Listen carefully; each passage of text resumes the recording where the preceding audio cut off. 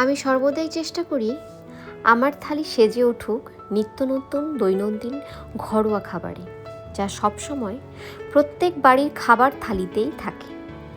সেসব চেষ্টায় আজকে কাঁসার থালির পরিবেশনে গরম ভাতের সঙ্গে বেগুন ভাজি, একটা কাঁচা লঙ্কা,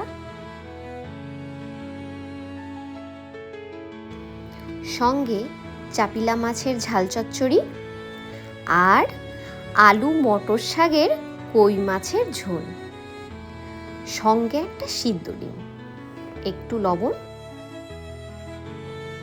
সঙ্গে 1 গ্লাস জলে আজকের থালি সাজিয়ে পরিবেশন করে দিলাম।